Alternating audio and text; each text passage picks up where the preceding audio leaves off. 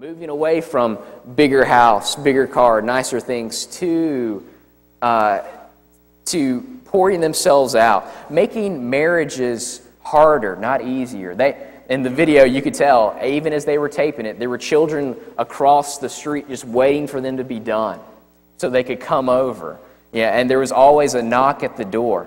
That makes marriage harder, not easier. Life more dangerous, not a safe neighborhood. But the world sees that. And the world sees that Christ makes a difference. We wouldn't do that, the world says. But those who love Christ, who want to follow Him, who want to be obedient to Him, are doing things like this, and it blesses my heart. The third circumstance the Lord hit me with on the back of this, it was like one after another, was a conversation I had with a youth minister. He came here to my office, sat down, we started talking, and he said to me, "Have you heard what's happening at Brook Hills?" And if you don't know what Brook Hills is, it's a Southern Baptist church in Birmingham.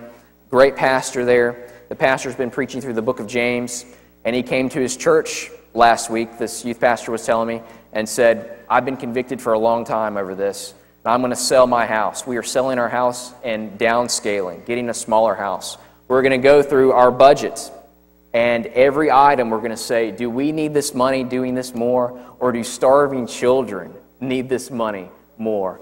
And they cut out over $500,000 out of their budget and bought out the rest of the provinces in India who still have starving children. Whole provinces in India, every starving child is cared for by a Southern Baptist church in Birmingham, Alabama.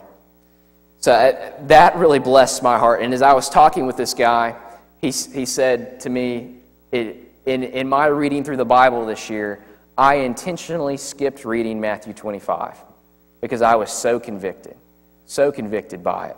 The very passage I read to you already tonight said I was so convicted by it, I just could not read it.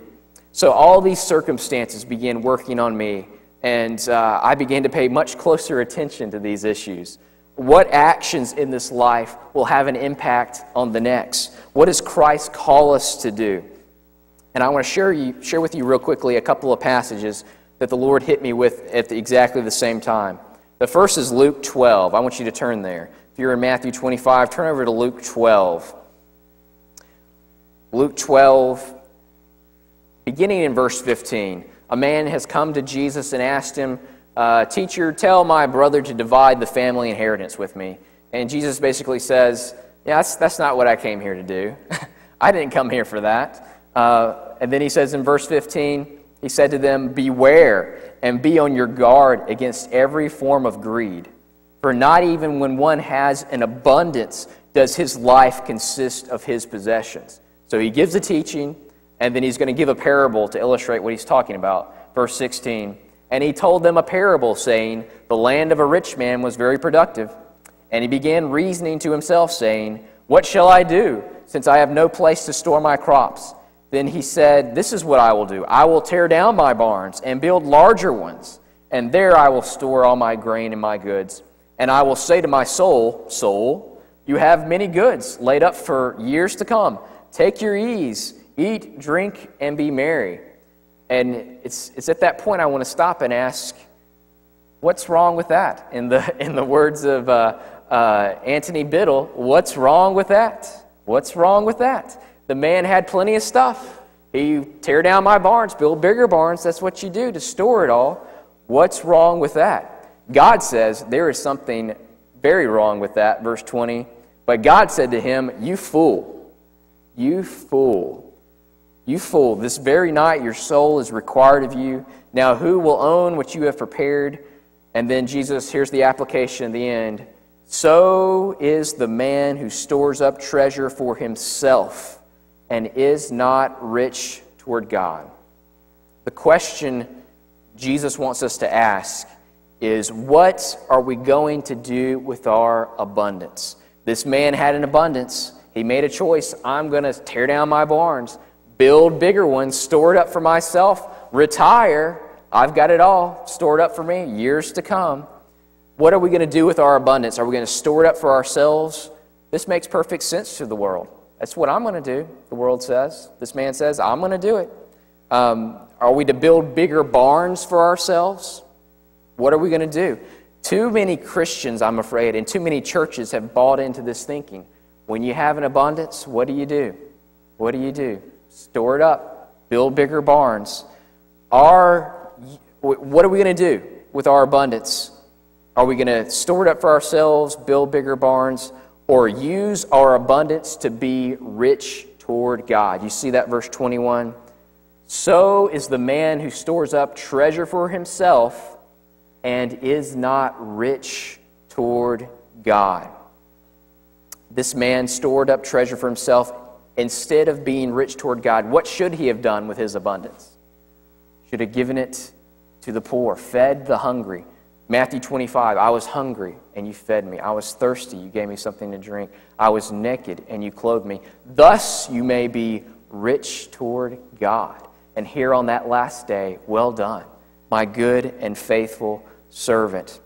Do the good deeds of Matthew 25. That's what this man should have done, but he stored it up instead for himself. Such a convicting word as I think about my own life. Look at verse 32. Jesus pronounces this powerful, greed-killing statement. Verse 32. Do not be afraid, little flock, for your Father has chosen gladly to give you the kingdom. Don't be afraid. Don't be afraid to let goods and comforts go, because the kingdom is coming. The Father has chosen to gladly to give you the kingdom. It is coming to you. Everything is coming to you. As we heard from 1 Corinthians a few Sunday nights ago, everything is yours, Christian. Everything belongs to you. It's all coming to you. Therefore, don't be afraid. Let goods and kindred go, this mortal life also. The body they may kill, God's truth abideth still. His kingdom is forever, and it's coming, and we'll have it. Jesus, this is such a comforting statement, verse 32, but he follows it with a very radical statement. Look at verse 33. And again, all these things were hitting me at once. Verse 33, Jesus says, sell your possessions and give to charity.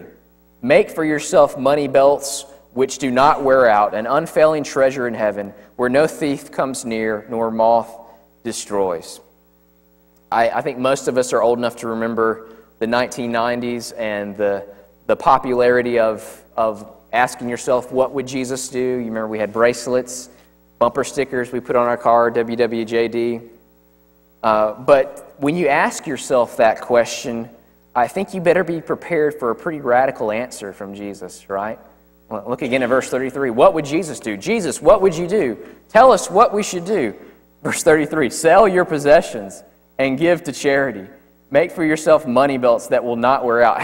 How do you make for yourself money belts that will not wear out? An unfailing treasure in heaven? Sell your possessions. Do the things of Matthew 25. I was hungry and you fed me. I was thirsty. You gave me something to drink. I was naked and you clothed me. I was a stranger and you invited me in. Be rich toward God by being rich in good deeds. Use your little earthly all that you have here to build up for yourself an eternal weight of glory that's to come. That's what Jesus is saying. Sell your possessions, give to charity, and this is what you'll do. You'll make for yourselves money belts which will not wear out, an unfailing treasure in heaven. And then he gives a reason why. Verse 34, for where your treasure is, there your heart will be also. Have you ever heard the phrase, that person's so heavenly minded, they're no earthly good? You ever heard that? Jesus would say, that's not right. The only people that are earthly good are those who are heavenly minded. For where your treasure is, heaven, there your heart will be also. Look at a heavenly man. Look, Jesus is the prime example, but also look at Paul. Look at the apostles. Hearts set upon the Lord in heaven, what's to come, and how they lived. Let's follow their example. So this text hit me powerfully. Again, it's Jesus is the original author of the Jim Elliot logic. No fool is the man who gives up what he cannot keep, your possessions, given to charity, to gain what he cannot lose.